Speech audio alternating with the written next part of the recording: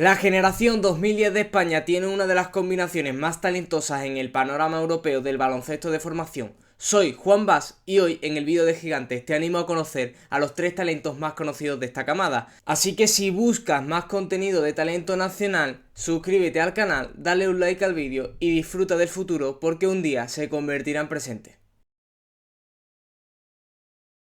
Bienvenidos al futuro del baloncesto español en el canal de la Casa del Baloncesto en España. Como ya os he comentado antes, hoy vamos a conocer a los tres diamantes más conocidos de esta generación 10, aunque antes de comenzar quiero explicarte que esta generación 2010 no se queda en estos tres talentos, así que al igual que os invito a conocerlos y ver y analizar juntos a estos tres jugadores, quiero también recomendaros ver a los 12 jugadores que están conformando este equipo de España Sub-16 que está jugando ahora mismo el europeo en Oradea, Rumanía. Así que sin más dilación vamos a comenzar por el primero de los talentos, al que muchos ya conoceréis por su nombre, porque es una de las estrellas del mañana. Jan Cerdán llega a Oradea como uno de los grandes proyectos de la generación 2010. Sus 2,07 metros, movilidad, capacidad para manejar el balón y sobre todo su lectura del juego le convierten en un perfil diferencial. Puede generar desde fuera, jugar de cara, pasar y defender varias posiciones. Su 2025-26 ha sido especialmente significativo, porque siendo cadete se hizo un hueco en el Junior del Barça y llegó a competir en la Liga U22, además de ser protagonista en el Campeonato de España Junior, donde el Barça terminó subcampeón. En Oradea ya ha demostrado su importancia, 10 puntos y 9 rebotes ante Grecia y 15 puntos frente a Georgia. El próximo paso parece claro: consolidarse como una pieza importante del Barça Junior y ganar todavía más peso en la Liga U22, acelerando un desarrollo que ya le ha colocado en el radar de los grandes proyectos europeos de su generación. Pues vamos a comenzar con los que muchos denominarían la joya de la corona de la generación 2010 en España, Jan Cerdán Palacio, un talento que llevamos conociendo, los que conocemos el baloncesto de formación, bastante tiempo. Desde el sub-14, sub-15 se hablaba de un jugador diferente, un jugador que estaba por delante de lo de su generación, y así ha sido, porque este 25-26, como he comentado, ya ha estado disputando partidos con el Barça Junior, siendo totalmente habitual, de hecho jugando más partidos con el Barça Junior sub-18 que con el Barça Sub-16, que es su generación, y además teniendo bastantes minutos de importancia y siendo habitual en la rotación de una Liga U22 en las que ha jugado contra jugadores de generaciones 2004, siendo un jugador de generación 2010. Esto un poco es lo que habla de Jan Cerdán. Es verdad que este año veremos que hay jugadores que durante esta temporada 25-26 se han desarrollado más con balón, han tenido más oportunidades de brillar, también han jugado con su generación. Jan Cerdán, en cambio, ha priorizado jugar con generaciones más superiores a ella, ¿no? Eso en cuanto a nivel físico, capacidad de juego, estar más desarrollado. Ha preferido eso para desarrollarse contra este tipo de generaciones y ser todavía más dominante en un sub-16 en el que esperamos muchísimo de él. Porque Jan Cerdán, si hemos visto hacer partidos de 15 puntos, 4 triples, rebote, defendiendo muy bien contra generaciones sub-18, generaciones de 2008, 2007, pues esperamos que Jan Cerdán traslade este nivel a un sub-16 en el que físicamente parece bastante superior y a nivel de capacidad de juego. Para desarrollar un poquito lo que quería comentar sobre Jan es un jugador que no solo es muy interesante por su desarrollo con jugadores más mayores y la capacidad que le ha dado de poder jugar con otro tipo de generaciones para curtirse para el futuro, sino también que es un jugador que puede adaptarse a muchos roles diferentes y en distintas posiciones, ¿no? Con sus 2,07 metros,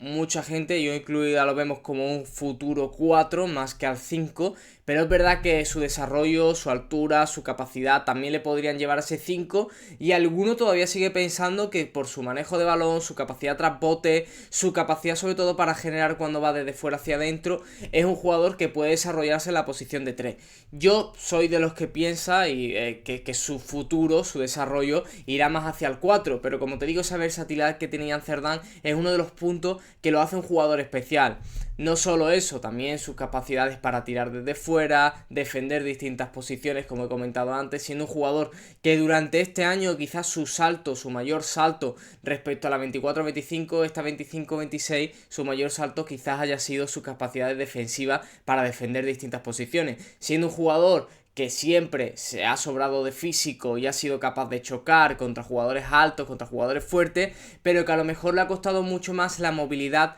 de cambiar de dirección, de esa agilidad de pie para defender a jugadores más pequeños, y este año hemos visto que ha dado uno o dos saltos respecto al año anterior en esas capacidades. Así que Jan Cerdán, como digo, uno de esos jugadores que el año que viene seguro que muchos le echaréis el ojo porque los veremos más asiduamente en U22, estará ya formando parte del Junior y imagino que con la salida de Bunge, Nicola Kusturica, la posible llegada de Dabone al primer equipo del Barça, Jan Cerdán tendrá muchos más galones en este equipo en el que yo creo que va a ser una prioridad que Jan Cerdán se desarrolle durante este año porque prioritariamente puede ser el talento, quitando esos que he mencionado que algunos han marchado, que van a subir al primer equipo, el talento que aparezca ahí desde la segunda unidad como el que más potencial y más techo tiene en la cantera del Barça. Así que nada, vamos a pasar con el siguiente, que también mucho lo conoceréis, pero tiene una historia bastante peculiar, porque no ha nacido en nuestro país y este año se desarrolla como uno de los jugadores que más esperanza le tenemos para el futuro. Rhys Shelby Robinson probablemente es el perfil más explosivo de los tres. El escolta de 2,01 metros combina potencia física, capacidad para crearse su propio tiro, amenaza constante desde el triple y personalidad para asumir responsabilidades, exactamente las virtudes que recoge su ficha de scouting. Su 2025-26 ha supuesto un auténtico salto. Fue MVP del Campeonato de España Cadete después de firmar 30.7 rebotes y 6 asistencias en la final, además de debutar con apenas 16 años en la Liga U. El Real Madrid, consciente de su potencial, le ha renovado hasta 2030. En España, además, su nacionalización en enero de 2026 permitió que pudiera incorporarse a este proyecto de selección, y su impacto en Oradea ya se ha visto desde el primer partido con 16 puntos y 4 de 9 en triples contra Grecia. En la 26-27 imaginamos que afrontará un escenario especialmente interesante. Subirá al Junior del Madrid y está llamado a tener mucha más presencia en la Liga U, donde su capacidad anotadora y de creación puede empezar a trasladarse a un contexto de mayor exigencia. Si hablábamos de uno de los proyectos de la cantera del Barça Basket, ahora estamos hablando del proyecto del Real Madrid. Y es que Fabián Kaiser, Omer Kutluay y muchos nombres de este Junior del Real Madrid que ya hemos comenzado a ver este año son proyectos muy interesantes con un techo altísimo, pero que algunos consideran de menor potencial que Rhys. Y es que Rhys, estamos hablando de un jugador totalmente diferente a lo que nos imaginamos cuando vemos un tipo de unas características defensivas con un motor intenso que también sabe tirar desde fuera. Es que Rhys lo hace todo y todo lo que hace lo intenta hacer bien. Es un jugador que yo diría que es una garantía segura de que te va a dar impacto inmediato en pista, pero además está empezando a incrementar su potencial por las cosas que puede hacer, porque ya no solo se ha quedado, como te digo, en defensa y tiro de tres, también es capaz de generar hacia adentro, es capaz de pasar el balón con sentido y sobre todo generar y dirigir el juego desde una posición de combo guard más que de base todavía, al que su futuro mucha gente piensa que va a tender en esa posición de 1 y que con 2,01 metros de altura, como la ha tasado la página oficial de la FIBA en el Eurobasket Sub-16, le hace un jugador muy interesante para pensar que si su contexto es bueno y se prepara para un potencial mayor en el futuro, podamos estar ante uno de esos jugadores que empezamos a ver bastante más mayores que a lo mejor otro tipo de jugadores que vemos con 13 años, pero que lo acabamos viendo con un techo mayor que otros jugadores que al que le hemos puesto techos impresionantemente altos. No sé si me explico, pero Rhys es uno de esos jugadores que puede cambiar el panorama español dentro de unos años, porque sí, Rhys Shelby Robinson, a pesar de sus nombres y sus apellidos, juega para España, y a pesar de que su futuro sea bastante incierto, porque no sabemos si va a jugar con 21, jugará con 23 en la selección absoluta, es uno de esos jugadores al que la propia Federación Española de Baloncesto ha intentado que su nacionalización express sea más express todavía, porque ven un techo absolutamente inmenso. Destacar de Rhys Robinson varias facetas de su juego. En la primera, para mí, y lo que yo principalmente considero que es un jugador cuyo impacto es inmediato, es la capacidad defensiva que tiene, porque es un jugador que tiene un timing impresionante para el tapón, tiene un timing impresionante para robar el balón, pero es que además es capaz de defender a bases, defender a escoltas y defender a aleros, además teniendo buenas ayudas contra interiores. Es un jugador que es muy inteligente y esa inteligencia la sabe cumplir en el aspecto defensivo y en el aspecto ofensivo. ¿Por qué? Porque en el aspecto ofensivo este año hemos visto 3 saltos. Si hablábamos antes de Jan Cerdán de 2 saltos respecto a su impacto defensivo ante exteriores, con Rhys Robinson hemos visto 2 saltos hacia adelante respecto a su capacidad para generar y compartir el balón. Porque desde que tenía 13, 14 años y llegaba a Europa o empezaba a asomarse como un jugador de futuro en esta generación 2010, hemos visto que su impacto venía desde el triple, desde lo que era capaz de tirar, ese tiro de pull-up cuando se levantaba, cuando venía dado el primer paso, y todos nos imaginamos a un escolta tirador tirador, con capacidades defensivas, y este año Riz parece que ha ido hacia otro lado, ha ido a decir, yo también sé tirar, ya sé tirar y todos sabéis que yo tiro, sabéis que yo defiendo, pero es que también puedo pasar. Y esa capacidad es un nuevo aspecto que ha sumado a su juego, por el que muchos empezamos a ver que no solo se va a quedar en un escolta tirador, sino que su tendencia parece ir creciendo hacia un jugador que desde el combo guard, ese 1-2, como te digo, más tirando al 2 hacia el 1, aunque mucha gente piensa que va a llegar a ser un 1 en el futuro, pueda ser ese tipo de jugador que pueda subir el balón, compartir el balón, jugar el pick and roll, pasar el balón con sentido y además, si le dejas un mínimo de espacio, clavarte un tiro ya sea detrás de 3 o haciendo una entrada hacia canasta con el que ir con contacto y con fuerza hacia el aro y poder finalizar bien bajo el aro. Así que Riz Robinson es uno de esos jugadores que el año que viene esperamos que dé un salto, también teniendo un contexto difícil, porque el Real Madrid en su posición tiene bastante talento muy interesante. Como he dicho, Fabián Kaiser y Omer Kudluay seguramente sean esa pareja de exteriores que conformen el quinteto inicial el año que viene en la Liga Junior y sobre todo en la Liga U22. Así que yo creo que Riz Selby Robinson se promocionará a esa segunda unidad del Junior en donde él sea una de las piezas principales. También, ojo que hay mucha gente que lo sigue viendo como un proyecto de 3 y no nos podamos imaginar que Javier Juárez, el cual ha sido un entrenador que en Liga 22 al Real Madrid le ha dado bastante sentido y sobre todo le ha subido el techo a muchos de estos jugadores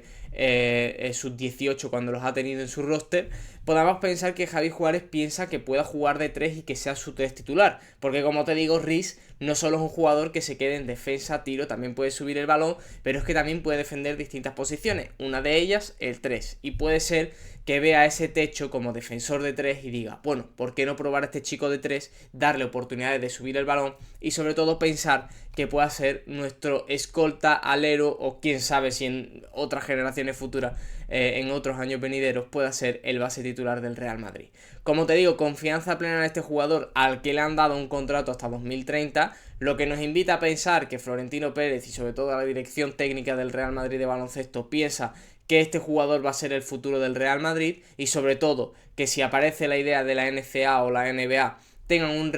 una recepción económica bastante buena para lo que es un jugador sub-18. Pero bueno, eso es el futuro y como te digo, la proyección a largo plazo de estas edades no es mejor no imaginártelas porque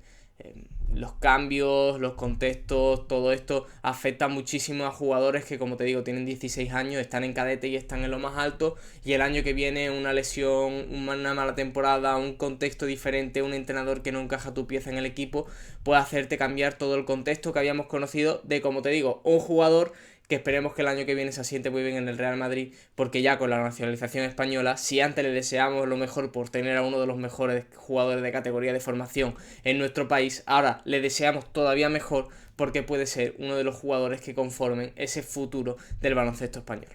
Finalizamos con Pablo Mera Seco, quizá el menos mediático de los tres, pero su valor para España está precisamente en todo lo que aporta sin necesidad de monopolizar el balón. Es un combo guard completo, capaz de manejar, penetrar, tirar, generar para sus compañeros y defender tanto a bases como a escolta. La temporada 25-26 confirmó esa versatilidad, formó parte del Real Madrid campeón de España cadete, compartiendo protagonismo con Robinson y además fue utilizado en Liga U. En Oradea ya ha dejado una de las actuaciones más completas de España, 21 puntos ante Grecia y 7.6 rebotes y 7 asistencias frente a Georgia. De cara a la temporada 26-27, el gran reto será dar un paso adelante en responsabilidad, con su capacidad para jugar como segundo manejador y leer ventajas. Puede convertirse en uno de los jugadores que aporten equilibrio alrededor de los grandes focos ofensivos del Madrid y de esta generación. Pablo Mera es un caso totalmente diferente al que hablamos de Jan Cerdán y Riz Robinson, porque sabemos que su protagonismo no va a ser el de la primera espada o segunda espada de turno. De hecho, va a ser un jugador que nos lo imaginemos que vaya a cambiar totalmente con lo que hemos visto hasta ahora, pero que Pablo sepa diferenciar que lo que ha venido este año es una cosa y lo que viene en los años venideros va a ser otra totalmente diferente. Y esto ya lo ha adaptado muy bien al cadete, siendo un jugador que, como te digo, ya he mencionado su capacidad para anotar, penetrar, tirar desde 3, un jugador que puede jugar y generar trapote, pero este año se ha complementado muy bien con Riz y ha sabido darle su espacio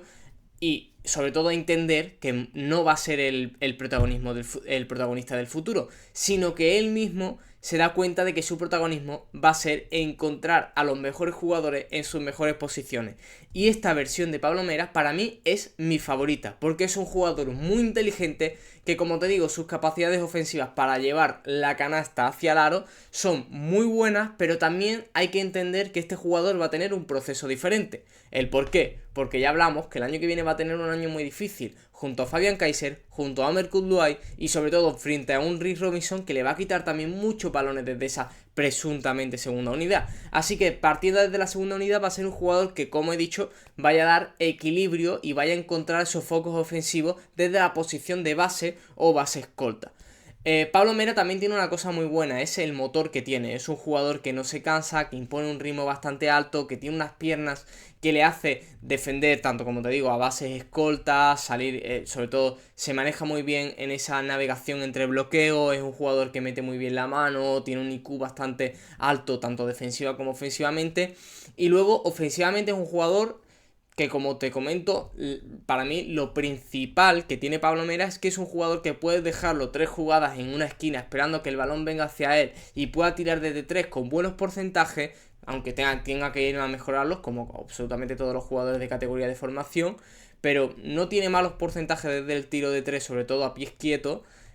Pero también es un jugador que después de 3 jugadas sin darle el balón, le puedes dar el balón, te puede jugar el 2x2, te puede sacar un pase a 90 grados, te puede sacar un pase a esquina, te puede jugar un deep roll, un short roll, te puede ir hacia adentro y conectar 2 buenas jugadas, conectando con fuerza hacia el aro. O sea, es un jugador bastante completo que yo creo que al Real Madrid Junior el año que viene le va a hacer mucha falta ver su mejor versión, pero también una versión diferente, porque Pablo Mera ha tenido este año mucha responsabilidad en un Real Madrid cadete y ha asumido muchas veces tiros que el año que viene no va a tener, y eso va a tener que cambiar, como te digo, su confección de jugador hasta lo que venía, desde lo que venía hasta ahora. También es verdad que se ha centrado mucho en mejorar su pase y sobre todo en comprender dónde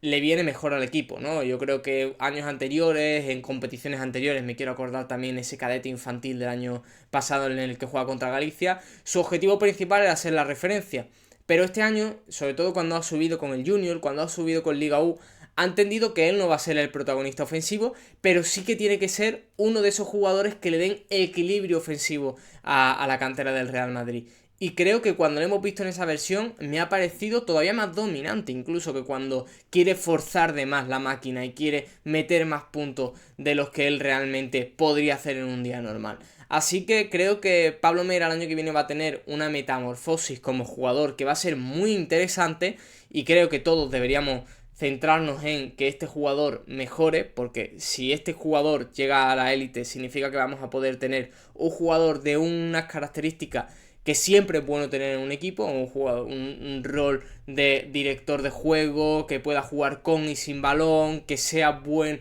o eficiente defensor. Así que no solo hay que centrarnos en sacar superestrellas, en sacar primeras espadas, sino que ver a un Pablo Mera en el futuro en la élite del baloncesto europeo, español o donde quiera llegar él, puede ser bastante significativo para lo que podamos ver en un futuro en la selección española, porque directores de juego tenemos, parece que tenemos bastantes directores de juego en el futuro, pero que encima podamos tener un director de juego que pueda jugar sin balón y que pueda ir no solo al 1 sino también al 2, lo puede hacer un jugador bastante interesante para el futuro. Así que, como te digo, estas son las 3 caras conocidas. Finalizarte el vídeo como lo he empezado. Son 3 caras conocidas de la generación 2010, pero la generación 2010 no se quedan Pablo Mera, Rick Robinson y Jan Cerdán. Tiene muchísimos jugadores y aquí en el canal de Gigantes pues iremos conociendo muchos jugadores de la generación. Espero que os haya gustado verme en este canal. Un inciso para terminar: yo Gigantes del Básquet la llevo consumiendo desde que tengo 4 años, 5 años, y empecé a enamorarme de este deporte desde bien pequeño. Así que es un orgullo para mí estar en el setup de siempre, con la misma cámara, con la misma ilusión de hacer un vídeo y mostraroslo, pero para un canal al que verdaderamente le tengo mucho cariño. Así que, como te digo, desde el canal de la Casa del Baloncesto en España, me despido y nos vemos en el siguiente.